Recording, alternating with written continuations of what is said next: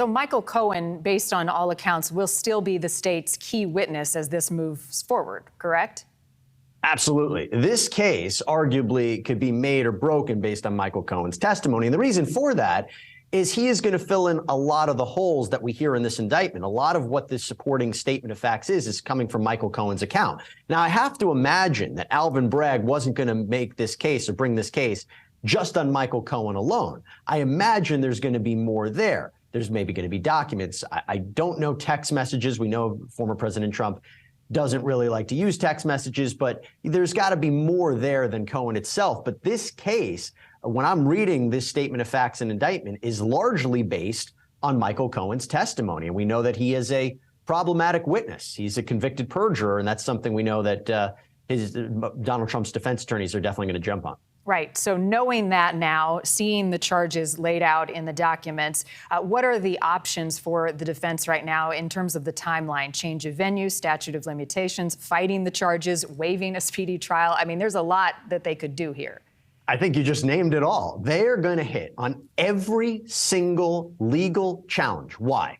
One, because they might have the right to do so. As I mentioned, I think you can argue possibly for a change of venue. You can argue that this is, remember, there's going to be a preliminary hearing where you put the state on its burden. Can you really show enough evidence to go forward with a trial? They're going to argue maybe for a switch of a judge. They're going to argue every single aspect they can. One, because they want to get the case dismissed. And number two, I imagine they want to delay this. I think they want to delay it because they want to get into murky territory. The more you push this back, the more you push this back to the election, the more you push this back, let's say Donald Trump's actually elected president, then you're in very weird, murky territory. Now, I know by law, a president, someone could be convicted of a crime and actually be the president. They could technically serve as the president from prison.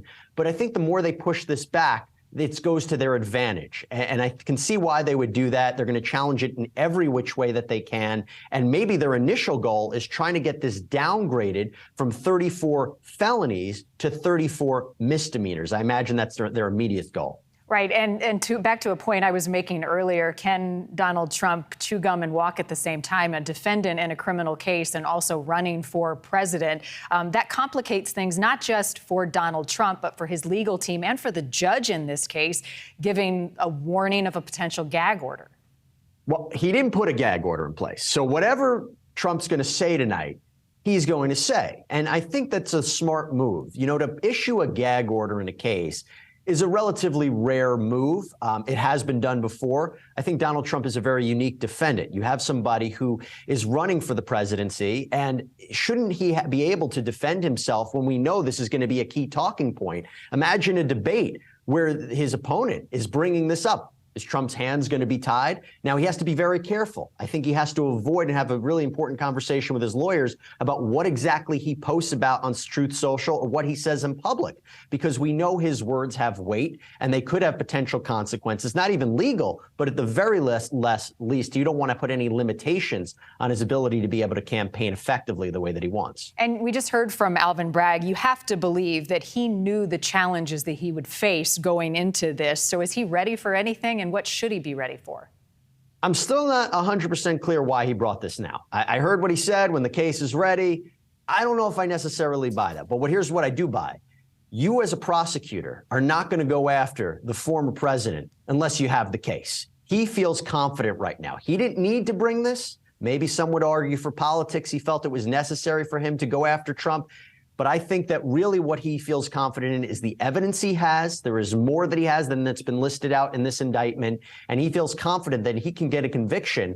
I will tell you, though, this is all a pattern, 34 charges. I can't imagine a scenario where a jury would come back and say Donald Trump is maybe guilty of some of these charges and not others. It seems they're either going to find him guilty of all or none. Although I will tell you, the ones that he personally wrote from his bank account, those are the strongest ones from this indictment. And I would imagine that's where their focus is going to be. So Bragg feels confident, I would imagine. And explain why. Why are those critical?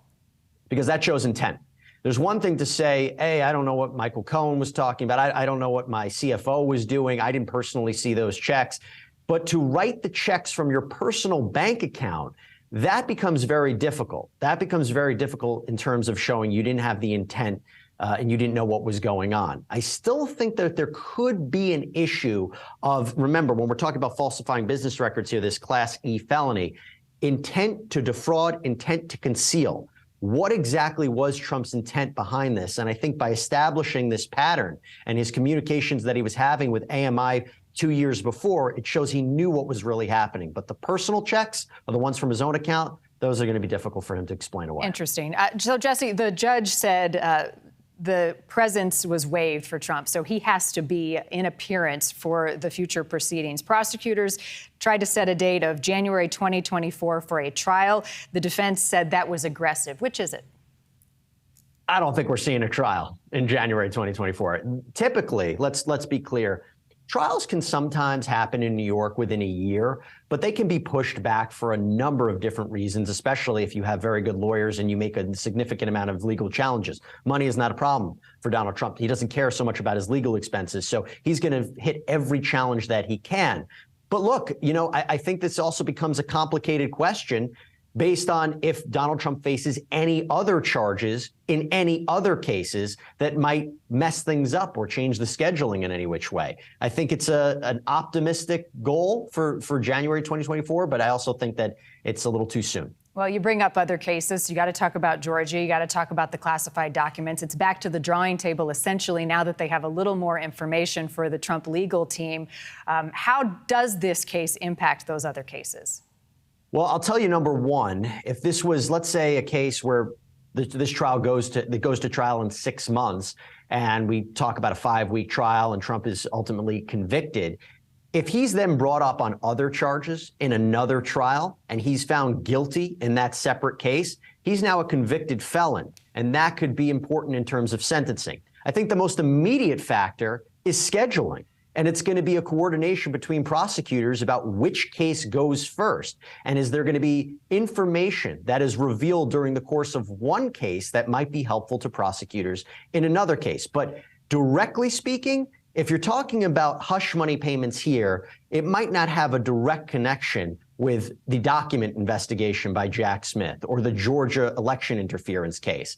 What it does do is create a headache for former President Donald Trump, especially as he's campaigning right now for a second term. Thank you for watching. Go to newsnationnow.com to find NewsNation on your television provider. And don't forget to click the red subscribe button below to get more of NewsNation's fact-driven, unbiased coverage.